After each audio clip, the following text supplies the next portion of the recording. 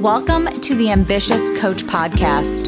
This is a place where driven, determined coaches learn how to get off the business growth struggle bus and learn how to build a wildly profitable online coaching business.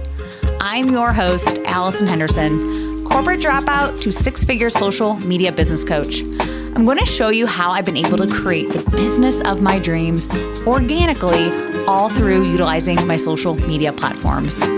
So pull up a seat, take some notes, and get ready to see your life and bank account transform. Hello, and welcome back, everyone. It's me, Allison, your social media business coach and podcaster. It's weird that I said that. I never start my podcasts with me introducing myself like that. Anyway, I know my last few episodes have come out a little later than usual, including this one. But this might be my MO over the summer. And I'll tell you why. I have been spending a little, I would say less and less time in my office just due to enjoying the summer with my kids and just having a life outside of work. And also my husband, who is my editor for my podcast, has had some big life changes for himself. He is moving his business. If you guys don't know my husband at all, his name's Sam. Hi, Sam, because he edits this podcast. Hi. He is a music producer and engineer. So he records artists and bands, and he edits podcasts and videos and that sort of stuff. He's super brilliant and super handy when it comes to all the digital things in my business and just my computer stuff, which is so great. I also have a deep wish that he was really good at building decks and like renovating kitchens. But we all can't be great at everything. But anyway, I love him. Thank you for editing my podcast, babe. But him and his twin brother have a recording studio, and his brother owns it, and it's at his brother's house. Okay, so randomly though, his brother last month decided to move to Florida from Indiana. So he's moving to Florida. So my husband was like, well, what am I going to do now? So he kind of had to get a new game plan of like, what am I going to do with my business now? So he's going to have his own space. Luckily, his parents' house is fully equipped to have a recording studio because that's where it was originally many years ago when they first started out. So yeah, now he's moving back over there. So it might take a few weeks or a couple weeks even just to get everything back together. He has to clean, just order new equipment and that sort of stuff. So unfortunately, my project, my podcast, just isn't a huge priority for him. And I get it. And so anyway, over the summer, just so you all know, if my podcasts seem a little all over the place, they will be each week. I promise you every week you're going to have a podcast episode. Okay. But it might just not be on every Friday. Okay. So I will definitely be keeping up with this, but just know it might not be released on Fridays. Okay. So this sort of leads me into this week's episode about letting go of this should look this way, or this has to be done this way. So yeah, letting go of the shoulds and doing business really your way. We all start our businesses, I would say, copying or imitating other people, like especially strategies and their business models and that sort of stuff, right? So you are modeling your business model off of somebody that you idolize or somebody that you might be following in the online space, and likely people that you got certified with, because people in your program is what you see every single day, right? And so there's nothing wrong with imitating or modeling somebody else's business structure, but over time, it may not feel right for you anymore. And once again, there's nothing wrong with wanting to do what other people are doing, because that's all that you're seeing, because you see that they're being successful doing that thing, right? That's literally every single business coaching program that you're probably taking is like they have a strategy that works for them and they're telling you to do it their way, right? And they're using it as their own. And lately, I have been really focusing on my energy myself and what feels good for me. What do I value? What do I truly want out of my business? How can I scale without working harder per se? And so I'm just noticing that a lot of people are kind of stuck in like, it has to be done this way. And I do feel like a lot of my shoulds have kind of been holding me back over the years. It's like, oh, I took these business programs over the last, 6 years, right? And it's like, oh, they're telling me to do business this way and that way. But like, really, I probably could have gotten to six figures a lot faster if I was just following my intuition and doing things the way that I wanted to be doing them all along, right? So I feel like my business growth has, especially this past year, has grown significantly because I really let go of a lot of those shoulds, right? So yes, there are basic business principles, especially in sales and marketing. But honestly, you get to do things your way whenever you feel like it, right? And I'm not saying to stop working hard, or I don't want this to be an excuse for you to get lazy or anything like that. I'm saying you can simply say, I don't want to do this in my business, and I'm going to find another way to bring in clients or make money. it's still your responsibility to find the strategy, to find your way. And once again, this isn't an excuse for you to just stop posting or connecting with humans or anything like that. Okay. Like, I want to really make sure that I'm being so clear that this is still your responsibility to find a strategy and to work hard to build your business. Okay. But if something isn't feeling right, like, I want you really listening to that. Okay. So you feel me? Feel me, sis? Okay.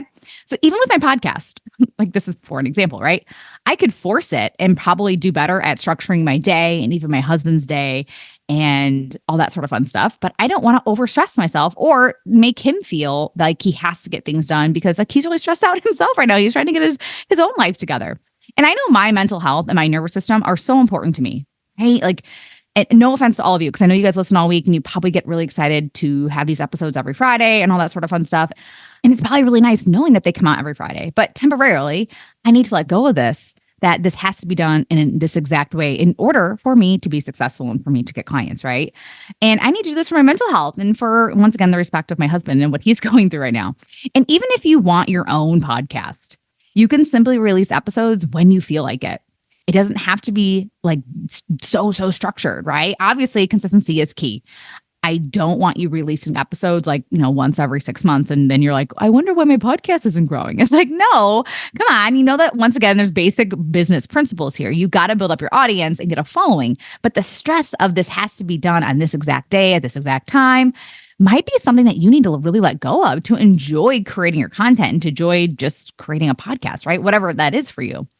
And another big should that I see come up every single time, when I'm helping people make money, realistically, right, is like, I know that my money doesn't always have to come from my business, right? So I know this piece might be a little off the beaten path of like how to make money in your business. But what if money came in other ways? I completely let go of having money come from just my business. Abundance can come in so many ways, and I allow myself to be open to receiving money in many ways. And I know this takes a huge level of self-trust and just trust in the universe. And when you really need money, I get that your business might seem like the only pathway. But really, there are so many ways for you to receive cash, right? I literally last week, so every Thursday in our neighborhood, they have like these Thursday night concerts.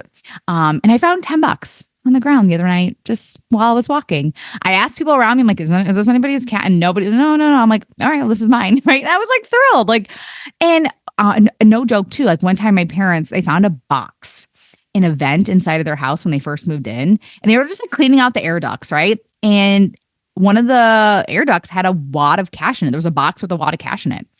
And you just never know when you can just magically get a check in the mail. And I might have told this story on my podcast before, but I don't know if this was like 2 years ago, maybe 3 years ago. I was, I guess, involved in this lawsuit that I had no idea that I was being a part of. And it settled. And we, as my husband and I got $2,000. I think it was over $2,000 cash in the mail. It was like a check in the mail. And yeah, I didn't think that would ever happen, right? So I would want you being open to receiving. Don't force it to have to come from your business. There are many ways that money can come to you. All right.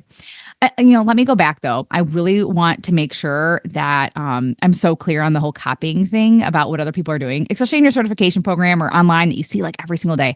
I definitely have a lot more to say about this because I think it's really common to want to copy or model what is already really being done. That's already really successful in what people are doing in your industry, right? And by the way, if this is your life right now, don't pivot or change anything if it feels right for you and you're loving your strategy and you're just loving the everyday of your business, right? Like, don't fix what's not broken sort of situation, right? If you are excited to show up every day and do all the businessy tasks and the businessy things, then hell yeah, right? Then you're doing something right. It feels good for you. And obviously, hopefully you're making money. All I'm saying is please check in with yourself. How do you want to grow your business? There are so many strategies and ways for you to get clients, right? Like, really think about your strengths here. I choose to solely focus on social media and my Instagram account and like my email list, right? And of course, here, my podcast. These are the things that I feel like I'm really good at, right? And these are my strengths. I am also really good at video, and I do love doing live webinars and live presentations. So I also incorporate that into my strategy. And in the future, I may add more strategies and ways to grow my audience and get more clients. And I might expand my comfort zone and do more things like, YouTube videos or more podcast interviews and stuff like that, right? But as of right now, what I'm doing works. and it feels cozy in my nervous system, right? And I know I didn't start my business to be overly stressed out all the time. Yes, I know it's important to be uncomfortable and once again to expand that comfort zone. But when things do pop up and I do start getting like overwhelmed and my nervous system might start freaking out, I do check in with that, right? Like, am I stressed because I'm not supposed to be doing this? Or am I stressed because like this is that good stress in your body that's like, this is for me to expand my business, expand my life, and to just evolve, right? As a business owner. And I've built up some great emotional resilience over the years. And this is why I'm still in business today. Stress doesn't go away. But if it's eating at you for weeks, months, and you're still not where you want to be, it is time to go, what's really going on? What about my business can I change so that I'm not stressing 24/7? I know some of you might have anxiety, ADHD. There's other things that can be factors into all this too, right? Like also personal problems that are kind of a factor that is affecting your business, right? So really think about your life, really think about your business, and also what other strategies are out there that you see that you could also really enjoy. Maybe you just haven't tried yet. My mentors have helped me tremendously over the years to just really reflect and evaluate. Just think about even your graphics and how you post. Every single business owner has their own unique style and colors and how they say words and how they write words. You can't necessarily copy somebody else's like whole persona, right? But you can try. I guess you can try. You can do the whole fake it till you make it. But you'll get more clients when you are yourself, when you show up as you. Right? As you as the best that you can. Like I think about this version of you that I do allow you to see every day, right? And that is okay. Like, and I think it can really take some time, especially at the beginning of your business, to really find your voice and be that version of yourself that you want others to see you as, right? And by the way, that is your true self. I don't want you feeling like you have to like fake it, right? Like really fake it.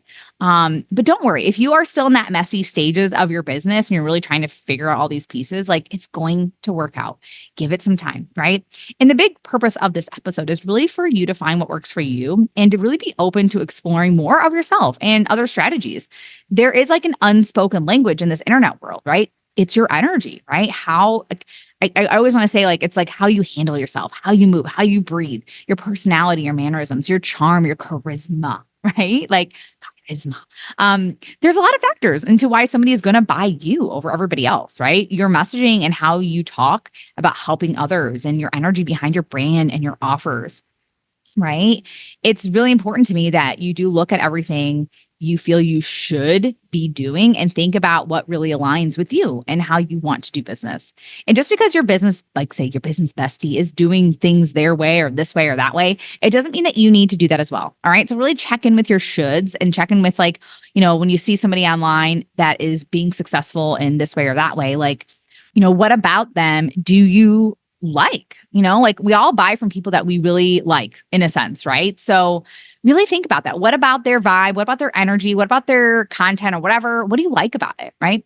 So anyway, if you want to explore this deeper and you are looking to find a strategy that works for you, let's chat further. This is one of my superpowers, all right? I love asking those sort of questions that really bring out like, what do you want? What do you want your life to look like? What kind of strategies feel really good for you? I do have a few openings this month to work privately one-on-one with me. So DM me on Instagram and we can chat more about what that could look like for you. All right, everyone. Thank you so much for listening and I'll see you again next week. Bye. Thank you for listening to the Ambitious Coach podcast today. A couple favors before you go. If you found this episode helpful, please take a screenshot and share it on Instagram. Most importantly, don't forget to tag me at Allison Henderson _coach. That's ALLISON Henderson_coach. And lastly, please take a minute to rate this episode and leave a raving review on Apple Podcasts, Spotify, or wherever you tune in to listen.